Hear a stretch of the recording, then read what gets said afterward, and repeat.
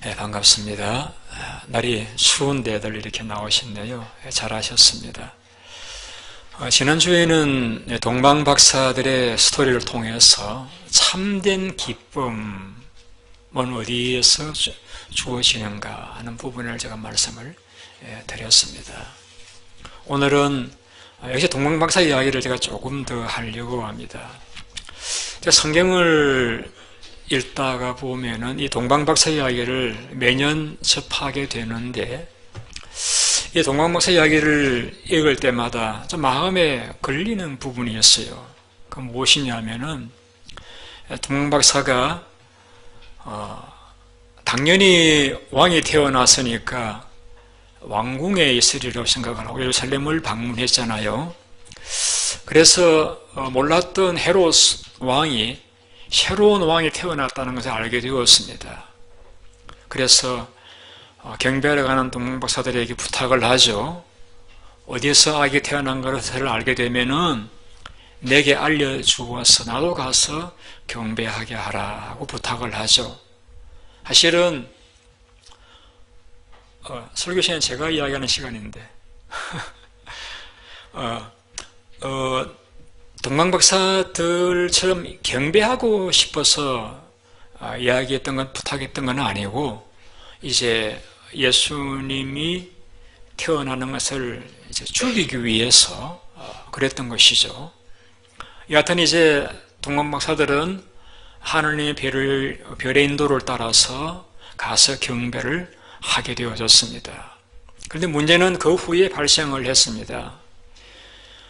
동방박사들은 하나님의 인도로 다른 길로 돌아갔습니다.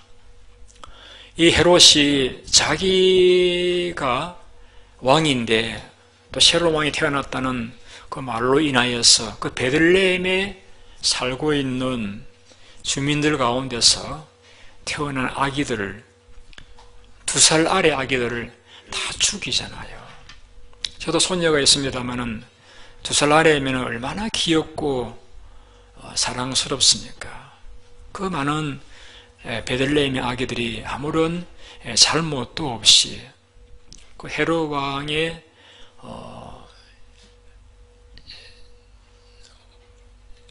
칼날에 의해서 다 죽임을 당하잖아요. 아기들도 너무 불쌍하고, 또 어머니의 마음들은 오죽 아팠겠습니까? 왜 그런 일이 발생했죠? 당연히 왕이 태어났다라고 하면은 예루살렘 왕궁이지 않겠는가라고 하는 그 동방박사들의 그 상식, 그들의 생각을 따라 나선 걸음 때문에 결국에는 아무런 죄 없는 베들레헴의 어린 생명들이 비참하게 죽임을 당하고 말았습니다. 그래서 동방박사들의 이야기를 제가 성경 읽을 때마다 늘 그 부분이 마음에 걸렸습니다. 그래서 이런 생각을 가졌습니다. 꼭 제가 동방박사들의 그 잘못을 하나님께 전가시키려고 하는 마음은 수도 없습니다. 다만 하나님께서 그 죄 없는 아기들이 죽임을 당치 않도록 동방박사들의 마음속에 좀 깨달음을 주셔가지고 예루살렘을 방문하지 않고 바로 베들레헴을 방문했으면 어땠을까 하는 그러한 아쉬운 마음, 그러한 퀘션이 제 마음속에 있었습니다.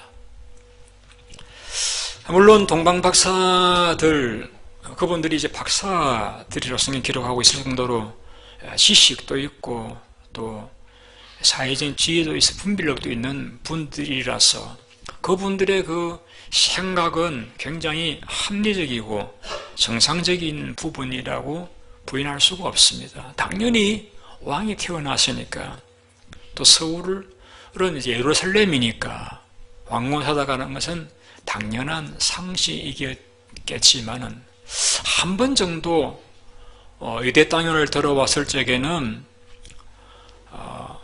좀 급하게 가서 경배는 하고 싶었겠지만은 좀 이제 마음을 가다듬고 여보게들 우리가 다시 한번 밤을 지내면서 별의 인도를 받자.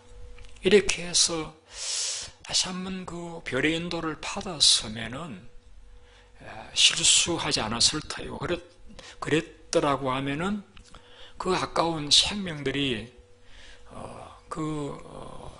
나쁜 헤로드 왕에 의해서 죽임을 당하는 일들을 미연에 방지할 수 있지 않았을까 하는 그러한 아쉬운 마음이 저에게는 있었습니다. 여러분들은 그런 생각 해보신 적은 없으셨습니까? 그런데 제가 구약을 읽어보면서 깨달은 것은 뭐냐면 하나님의 일하시는 스타일입니다. 하나님께서는 아모스 3장에서 이런 말씀을 했습니다. 하나님께서는 자기의 일을 행하실 때에 그종 선지자들에게 알리지 않고 행하신 일이 없으시다라고 했습니다. 주 여호와께서는 자기 비밀을 그종 선지자들에게 보이지 아니하시고서는 결코 행하심이 없으시리라. 그래서 예수님께서도 이 땅에 계실 적에 종말, 세상 끝이 되면은 가까워온 것을 우리가 알 수 있도록 하기 위해서 몇 가지 그 사인들을 말씀해 주시기도 하셨잖아요. 하나님의 일하시는 것은 하나님 모르는 사람에게는 갑작스런 종말일지 모르겠지만은 하나님을 믿는 성도들을 위해서 예수님께서 믿는 성도들도 이들도 마찬가지겠습니다만은 세상 끝이 오면은 어떤 일들이 있을 것이다라고 일러주셨습니다. 그래서 그 끝날을 대비할 수 있도록 하시는 하나님의 그 자상하신 마음을 우리는 성경에서 읽어볼 수가 있죠. 그것이 하나님의 일하시는 스타일입니다. 갑작스럽게 뜻하지 않게 하시지 않고 미리 알려주셔서 그 일을 준비하고 대비하게 하시는 것이 하나님의 일하시는 스타일입니다.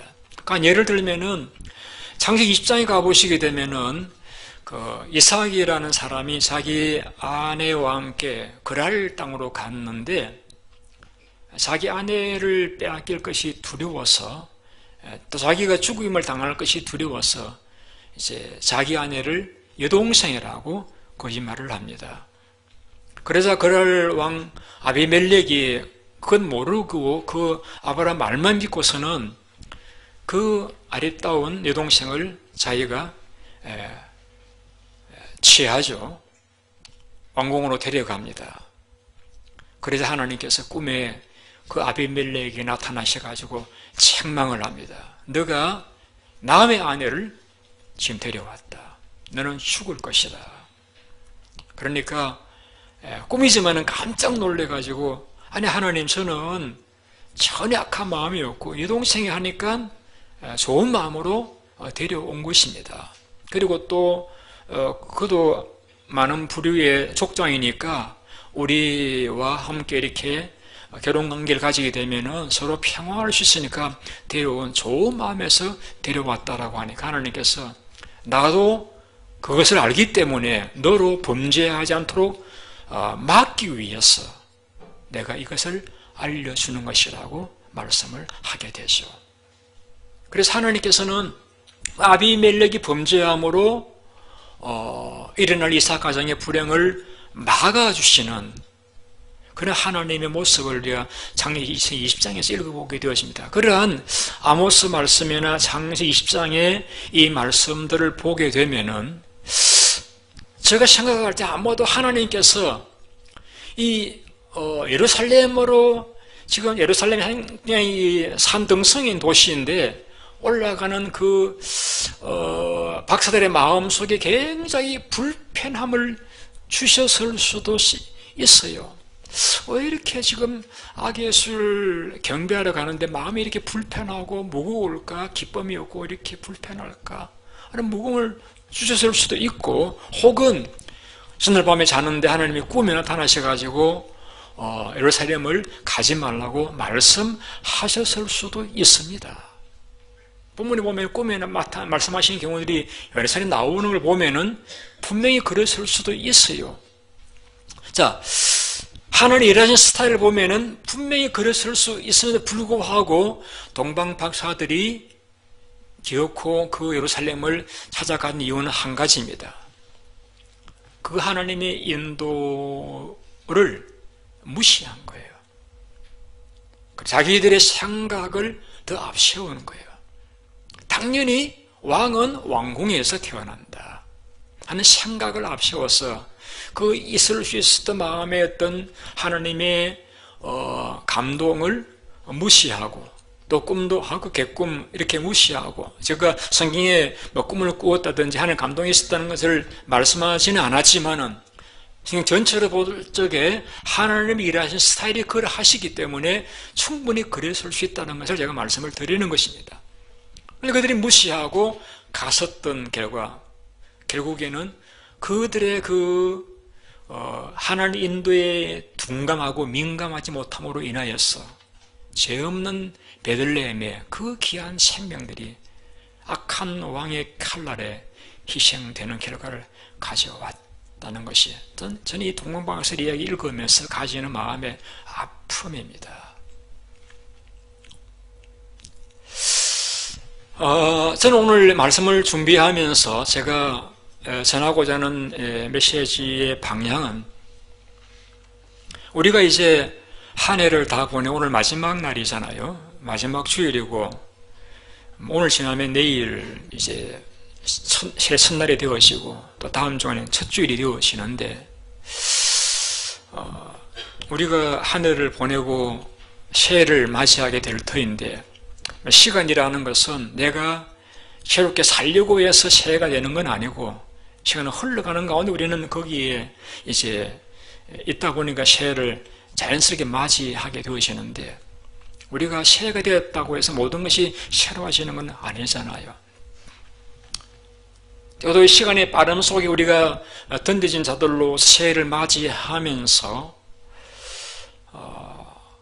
적어도 우리의 마음속에 새해에는, 지난 한 해 동안에는 우리 동방 박사들처럼 하나님의 인도에 민감하지 못함으로 내 포지션에서 내가 한 잘못과 실수 때문에 고통을 겪었던 일이 있었다라고 하면은, 새해에는 그런 일이 있지 않도록 우리가 자신을 돌아볼 수 있는 그런 반성의 시간들이 우리에게 필요한 시점이 아닌가 하는 마음에서 성경에 나오는 하나님 인도에 좀 민감하지 못했던 두 경우를 제가 말씀을 드리면서 한번 우리 자신과 제 자신을 한번 살펴보았으면 하는 마음에서 말씀을 준비했습니다. 첫째 경우는 그 아브라함의 경우인데요. 그 아브라함이라고 우리가 유대인들이 가장 존경하는 분이잖아요. 믿음의 조상 아브라함. 그러나 그 아브라함 개인을 두고 볼 때에는 그에게도 큰 실수들이 몇 차례 있습니다. 그중 한 가지가 무엇이었는가 하면 자기 아내를 여동생이라고 거짓말하는 죄를 짓게 되었습니다. 그가 하나님의 지시를 따라서 유대 땅으로 이사를 왔습니다. 그런데 그 땅은 본래부터 좀 물이 많지 못한 그러한 이제 중동 지역이니까 당연히 그러한 곳이기도 하지만, 특별히 그 해에는 비가 오질 않아 가지고 가뭄이 심했습니다. 흉년이 들었습니다. 그래서 그 아브라함 생각 속에는 이러다간 내가 죽을 수도 있겠다 하는 생각이 들었던지, 조금만 한 이제 이틀만 걸어가면은 애굽이 나오는데, 거기 가면은 물도 풍성하고 곡식도 풍성하니까 거기 가면 내가 살 수 있겠다 하고서 잠시가 하나님이 가시라고 한 땅은 유대 땅이지만은 가뭄이 와서 살 수 없으니까 당연히 정상적인 판단과 생각으로, 합리적인 생각으로 그는 애굽으로 임시적으로 이사를 가게 되었습니다. 여러분들 이사 가실 때에 보통 먼저 뭘 하세요? 기도하시잖아요. 하나님, 제가 이사를 가려고 하는데 하나님의 인도를 바랍니다 라고 우리가 기도하잖아요. 혹은 새로운 사업을 시작할 적에 여러분 기도하고 시작하지, 그냥 아무 생각 없이 시작하는 그런 경우는 드물잖아요.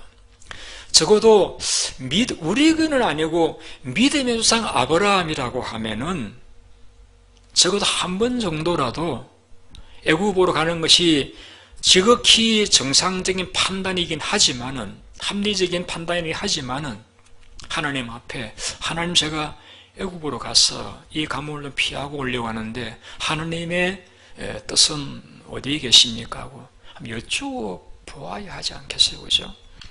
이것이 하나님을 믿는 성도로서의 마땅한 자세라고 저는 생각합니다. 그런데 성경을 보게 되면 아브라함이 애굽으로 이사가면서 그러한 기도했다는 기록이 없어요.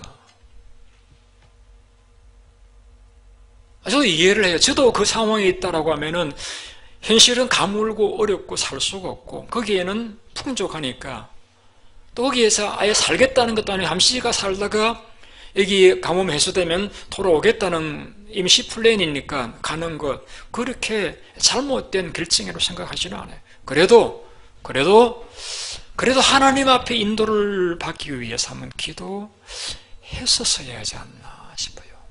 그런데 성경에는 그 기도했다는 기록이 없습니다. 자, 그 결과가 무엇이냐면 애굽으로 갔습니다.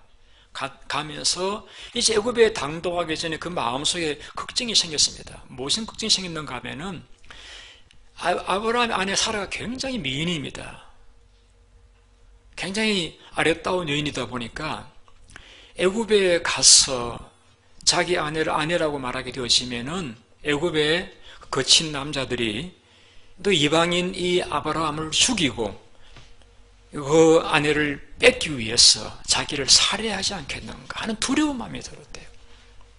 그래서 애굽에 들어가기 전에 입구에서 그 아내에게 이렇게 말합니다. 당신 사실상 내 배다른 엄마의 딸로서 동생이긴 하지만은, 그러나 내 아내로 살아왔는데 애굽에 있는 동안에는 여동생이라고 소개를 하자. 그래야 내가 생명을 부지할 수 있겠다.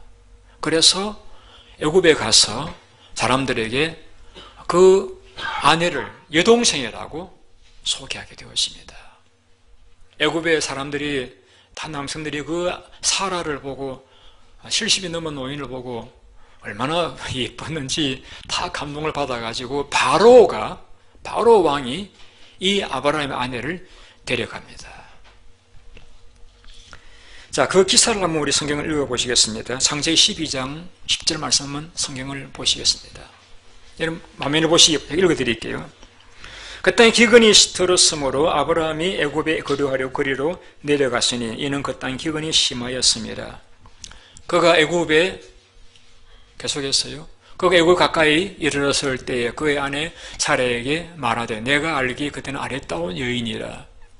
12절 애굽 사람이 그들을 볼 때 이르기를 이는 그의 아내라 하여 나는 죽이고 그대는 살리리니 원하건대 그대는 나의 누이라 하라. 그리하면 내가 그대로 말미암아 안전하고 내 목숨이 그대로 말미암아 보존되리라 하니라.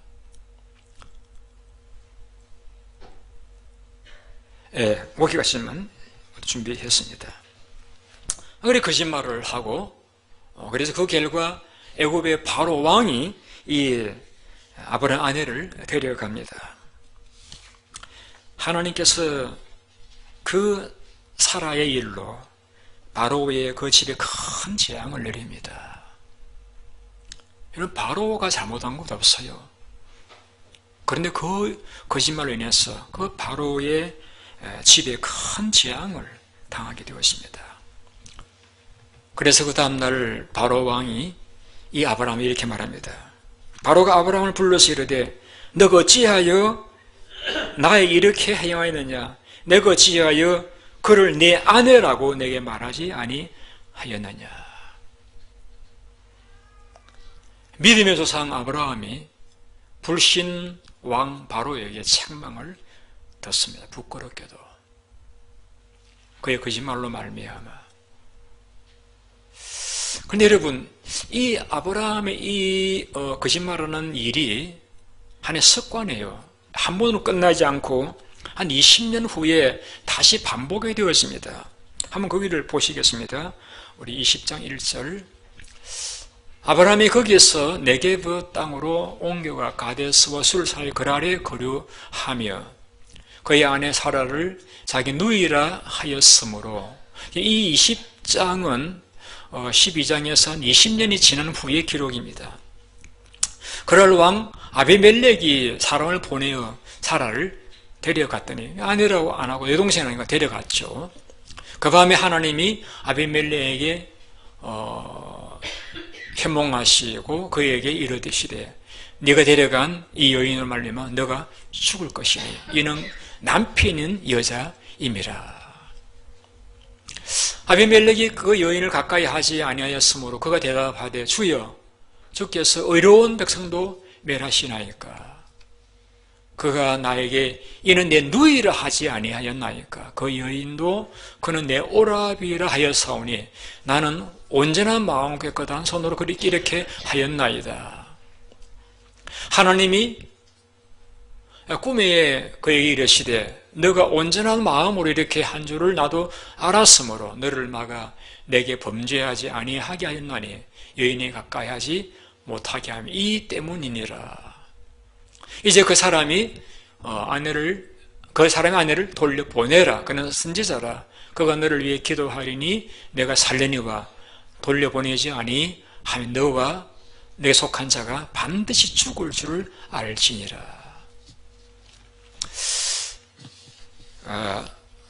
경상도 말로 식겁을 하고 돌려보내게 됩니다. 여러분, 아브라함의 거짓말 두 번째. 그런데 여러분, 여기서 끝나질 않아요. 자, 그 아들에까지 이어집니다. 그 아들이 누구죠? 이삭이잖아요. 이삭이 그랄에 거주할 적에 그곳 사람들이 그의 아내에 대하여 물으며 그가 말하기를 그는 내 누이라 하였으니 리브가는 보기 아름다움으로 그곳 백성이 리브가로 말미암아 자기를 죽일까 하여 그는 내 누 아내라 하기를 두려워함이었더라. 이삭이 거기 오래 거주하였더니 이삭이 그 아내 리브가를 껴안는 것을 블레셋 왕 아비멜렉이 창으로 내다본지라. 이 아비멜렉이 이삭을 불러 이르되 그가 분명히 내 아내건을 어찌 내 누이라 하였느냐. 이삭이 그에게 대답하되 내 생각에 그런 말미암아 내가 죽게 될까 두려워하였음이로라. 아비멜렉이 이르되 내가 어찌 우리에게 이렇게 행하였느냐. 백성 중 하나가 내 아내와 동침할 뻔하였도다. 내가 죄를 우리에게 입혔으리라. 거기까지. 여러분, 아브라함이 거짓말 제가 아들에게 또 전가가 되어지죠. 그런데 거기서 끝나질 않아요. 이 아브라함의 손자 야곱은 거짓말의 천재입니다. 그래서 자기 아버지 이삭을 옷으로서 또 음식으로서 여러 가지 방법으로 속이고 축복을 쟁취하게 되었습니다. 거기에 끝나지 않아요. 아브라함의 현손자들인 야곱의 아들들이 자기 아버지를 속입니다. 요셉을 포로로 팔고서는 죽었다고 거짓말을 하게 되죠. 거기 끝나잖아요. 유다는 자기 자부에게 또 속임을 당합니다. 그래서 자부와 함께 잠을 자고 아이를 낳게 되어지죠. 여러분, 저는 이 성경을 보면서 아브라함만 그렇다고 말하고 싶지는 않아요. 아브라함 속에 있는 그 연약함이 저에게도 있기 때문입니다. 그래도 제가 제 아내를 여동생이라고 말해본 적은 없습니다만은 저도 그 상황이 되면은 그럴 수도 있겠다 하는 생각을 가지게 되어집니다. 그러나 우리가 이 아브라함 기사를 살펴보는 이유는 그 아브라함이 애국으로 내려가면서 시작한 그 거짓말, 그 신중하지 못함이 그 당대에 끝나지 않고 반복되어지고 자식과 손자들과 현손자들에게까지 이어진 걸 보면서 죄도 유전이 되어지구나 하는 것을 깨닫습니다. 죄도 유전이 되어지구나. 그래서 적어도 우리가 이 아브라함의 행적을 생각한다라고 하면은 죄는 우리 당대에서 끊어야 되겠다. 혹 올해 내가 죄를 지은 것이 있었다라고 하면은 내년에는 반복되지 않도록 끊을 수는 없을까? 그래서 그 죄는 불행을 가져오는데 그 죄가 내 당대에 끊어버려서 더 이상 나의 죄가 내 자식들에게 이어지지는 않도록 할 수는 없을까? 이것이 설교를 준비하며 제가 가졌던 고민이었습니다. 또 한 가지 더 말씀드릴게요. 그 여기 보면은 엘리라고 하는 제사장이 나옵니다. 그가 두 아들 가지고 있는데 홈리와 비느하스라고 하는 두 아들이 아주 나쁜 아들들이에요. 그래서 백성들이 하나님 앞에 제배를 드리기 위해서 제물을 가져오면 중간에서 그걸 뺏어요. 그래서 화두를 그를 제물을 드리기 위해서 안고 있으면은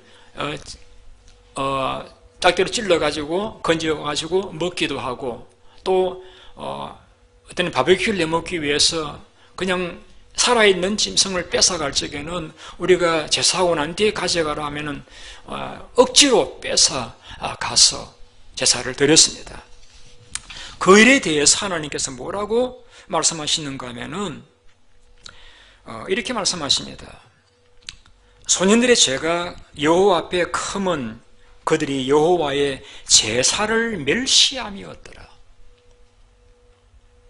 아무리 믿음이 없기스러웠으니 아무리 철이 없기스러웠으니 하나님 앞에 제사를 드리는 그 제사자들이 예물을 중간에서 탈취하고 뺏어다가 먹고 성전에서 썩는 여인들을 또 동침을 하고 그 일을 하나님은 분명히 말씀하십니다. 이것은 단순히 그 고기 한 점을 먹었다는 것이 아니라 하나님의 제사를 멸시한 것이다. 즉 하나님께서 자신을 멸시한 것으로 간주하셨다는 거예요. 그 소문을 들었습니다. 그러면은 보통 아버지라고 하면은 쫓아내어 버리든지 아니면 매를 들든지 했어야 되잖아요. 이렇게 말합니다. 얘들아, 너희가 어찌해서 이런 일을 했느냐? 내가 너희 악행을 내가 사람들에게서 듣는다. 사람이 사람에게 범죄하면 하나님께 은혜를 구할 수 있겠지만은 사람이 하나님께 범죄하면 누구에게 구하겠느냐? 근데 그 말을 듣지 않아요. 그 일을 두고 있으면 이렇게 기도하고 있으면 이는 여호와께서 그들을 죽이기로 뜻하셨습니다. 하나님 자비를 베푸시가지고 다시 한번 하나님 사람 보내가지고 또다시 그 집안에 대해서 잘못을 일렀습니다. 그 일러준 내용 가운데 핵심이 무엇이냐면 이렇게 말합니다. 너가 어찌해서 내 재물과 예물을 짓밟으며 내 아들들을 나보다 더 중하게 여겨서 내 백성 이스라엘 백성이 드리는 가장 좋은 것으로 너희 아들들을 살찌게 하느냐? 네 아들들이 내 재물을 짓밟는데도 불구하고 너 아들들을 더 중히 여겨서 내 예물들을 짓밟는 일들을 놔두고 보고만 있느냐? 그렇게 말씀하시면 이렇게 말씀하십니다. 혹 준비하셨습니까? 사무엘상 20장 말씀을 준비하셨습니까? 하셨던가요? 한번 우리 30절 말씀을 보시기 바랍니다. 그러므로 이스라엘의 하나님 나 여호와가 말하노라. 내가 전에 내 집과 내 조상의 집이 내 앞에 영원히 행하리라 하였으나 이제 나 여호와가 말하노니 결단코 그렇게 하지 아니하리라. 나를 존중히 여기는 자를 내가 존중히 여기고 나를 멸시하는 자를 내가 경멸하리라. 그러면서 하나님이 저주를 선포하십니다. 너는 너의 집에서 노인이 이제는 하나도 없게 될 날이 이를 것이다. 너는 서소의 환난을 볼 것이다. 내 집에 출산하는 자는 다 젊어서 죽을 것이다. 내 아들 혼녀가 비능하서도 한날에 죽을 것이다 라고 저주를 선포하고 그대로 이루어져서 다 죽게 되었습니다. 제가 여기 나오는 내 집에서 출산되는 모든 자 젊어서 죽으리라 말씀이 우리 주변에는 없는가 살펴보았더니 있더라고요. 소위 케네디 가문의 저주, 존 F 케네디 대통령은 46살에 암살을 당했습니다. 그 형 로버트 케네디는 42살에 암살을 당했고요. 그 형 조셉 케네디는 29살 때 전사했고요. 여동생은 28살 때 비행기 사고로 죽었고요. 막내 테드 케네디는 척추 불구자가 되어졌고요. 데이비드 케네디는 마약으로 죽었고요. 마이클 케네디는 스키장에서 사망했고, 이 존 F 케네디 아들 존 F 케네디 2세는 39살 적에 비행기 사고로 죽었습니다. 저는 그들이 어떤 잘못을 저질러서 그런 저주를 받았는지는 몰라요. 그런데 우리가 아는 건 한 가지 있습니다. 그 존 F 케네디가 모든 공립학교에서 주기도를 폐지시켰잖아요. 더 이상 학교에 성경 공부를 할 수 없게 만들었잖아요. 그걸 볼 때에 하나님을 멸시하는 일들에 대하여서 하나님께서 저주하신다라는 그런 무서운 사실을 우리 주변에서들은 보게 되었습니다. 저는 더 이상 다른 케이스들은 준비하지는 않았습니다. 그런데 사무엘상 13장에 보시게 되면은 하나님께서 엘리에게 이렇게 말씀하신 적이 있어요. 3장 13절 말씀은 준비 안 되셨죠? 예, 이렇게 말씀했습니다.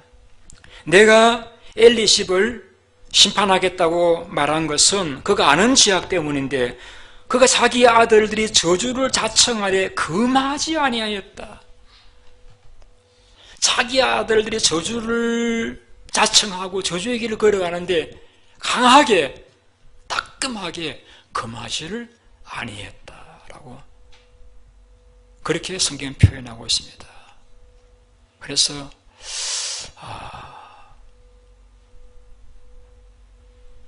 이거를 제가 한마디로 이렇게 표현합니다. 죄의 방치, 죄의 길을 걸어갔는데 그냥 내버려 두는 거. 여러분, 그게 자식을 사랑하는 게 아니잖아요, 여러분. 적어도 아브라함 아내라고 하면은 남편이 거짓말하자고 할 적에는 여보, 당신 그러면 안 되잖아요. 좀 그때 바가지는 그때 끌고 되는 거예요. 엘리로 그러시더라도 엘리 아내가 있지 않겠어요? 그 아내라도 엘리에게 여보 좀 강하게 책망을 해야지 왜 그렇게 내버려 두느냐고 그렇게 했었어야 하지 않겠느냐는 것이죠. 세 가지의 경우를 말씀드렸습니다. 아브라함의 거짓말, 엘리의 죄의 방치, 그리고 동방박사의 하나님 인도의 둔감함으로 말미암아 일어난 그 비참한 결과들을 살펴보았습니다. 좀 이 가슴 아픈 이야기들이 되어가지고 제가 수요일 설교를 준비하면서 마음이 저도 그렇게 해피하지는 않았어요. 그러나 우리가 한 해를 보내면서 새해를 앞두고서 한번 좀 깊이 좀 제 자신을 위해서도 또 우리 교원들의 유익을 위해서도 좀 고민하는 시간이 좀 필요하지 않겠는가 싶은 마음에서 말씀을 준비를 했습니다.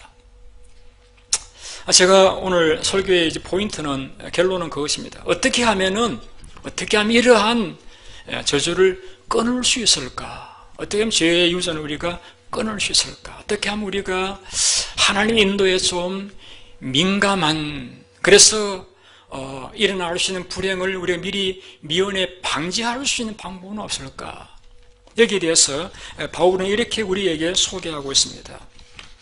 너희는 성령의 인도를 받아라. 그래야만 육신의 욕심을 이루지 아니하리라고 말씀을 했습니다. 로마 7장을 보시게 되면은 바울도 굉장히 고민이 많았습니다. 왜냐하면은 내가 원하는 바 선은 행치 않고 원치 않는 바 악만 행한다. 오라 난 공고한 사람이로다. 이 사망의 몸에 누가 나를 건져낼 수 있을까라고 탄식했던 것이 하도 바울이에요. 여러분, 신약성경에 13권을 기록해놓은 바울이 고민이 원하는 바 선을 행치 않고 원치 않는 바 악만 행하는다라고 하는 것이 바울의 갈등이 고민이었습니다. 그런데 바울은 하나님 인도로 깨달았습니다. 죄와 성령의 법이 생명과 성령의 법이 죄와 사망의 법에 나를 해망시켰다는 것을 깨달았습니다.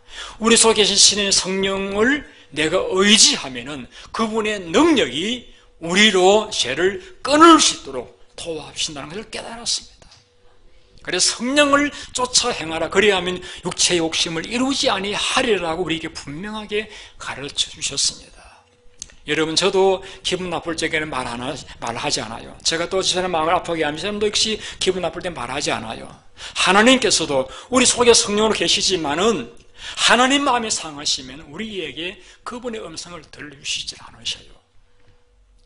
여러분, 우리가 하늘을 살아오면서 하나님을 우리 방 한구석에다 그냥 밀어놓는 식의 삶을 살아오셨다라고 하면 우리 그렇게 살지 맙시다. 우리의 행복을 위해서 하나님을 우리 인생에 앞세우고 하나님 앞서가십시오. 제가 따라가겠습니다. 하나님, 제가 할 수 없는 이 상황에서 제 마음과 이 상황을 극복해 나갈 수 있는 능력을 내게 달라고 우리 하나님의 성령의 도우심을 간구하는 시간이 우리에게 필요하지 않겠느냐는 이야기입니다. 하나님 눈은 천하를 두루다니시다가 전심으로 자기에게 구하는 자에게 기도로 통해 도움을 요청하는 자에게 능력을 행하신다고 하셨습니다. 우리 하나님의 도움을 구하면은 하나님 이름을 도와주셔서 죄를 끊을 수 있는 능력을 주십니다. 죄를 통제하고 절제할 수 있는 능력을 주십니다. 바울의 말씀이고 저의 고백이고 우리 모두의 경험이십니다. 성령 충만하면 죄를 이길 수가 있습니다. 죄가 다스려집니다. 여러분. 또 한 가지 우리가 하나님의 인도에 민감한 자가 되기 위해서 기억할 말씀은 잠언 3장의 말씀입니다. 제가 읽어드릴게요. 너는 여호와를 오래하라. 그리고 내 명철을 의지하지 말라. 성경에서 솔로몬이 내 명철을 의지하지 말라는 말씀은 너의 이 두뇌를 사용하지 말라는 말씀이 아닙니다. 너의 그 생각만 의지하지 말라는 이야기입니다. 내 생각이 가장 옳고 정하고 바르다, 그렇게 전적으로 믿지 말라는 거예요. 너는 범사의 여호와를 인정하라. 여호와를 인정한다는 말씀은 하나님은 그냥 두고만 계시는 하나님이 아니라 우리의 삶에 개입하셔서 모든 일들을 간섭하신 하나님이심을 믿으라는 거예요. 내가 보이는 불행한 일들이 어떠한 축복으로 바꿔가실지 우리가 알 수 없어요. 내가 보이는 이 행복이 내게 저주가 안 된다고 이야기할 수 없어요. 아브라함 경우를 보십시오. 아내가 이쁘니까 오히려 또 불행한 일들을 만나게 되잖아요, 여러분. 그래, 모든 범사에 하나님을 인정하라. 하나님이 주권을 가지고 우리의 삶을 이끌어 가시는 인정을 하고 그분에게 순종하고 그분의 인도를 구하는 삶을 살아가라고 했습니다. 그리하면 약속했습니다. 그리하면 내 길을 지도하시리라. 잠언 3장 6절 말씀. 그리하면은 범사 여호와를 인정하라. 그리하 내 길을 지도하시리라. 제가 이 마태복음을 보면서 한 가지 마음에 좀 안도가 들었던 건 무엇이냐면은 이 동방박사들의 마지막 반응입니다. 그들이 실수했잖아요. 그러나 두 번째 하나님의 꿈을 주었을 적에는 순종합니다. 우리 한번 다시 돌아와서 마태복음 2장 21절 말씀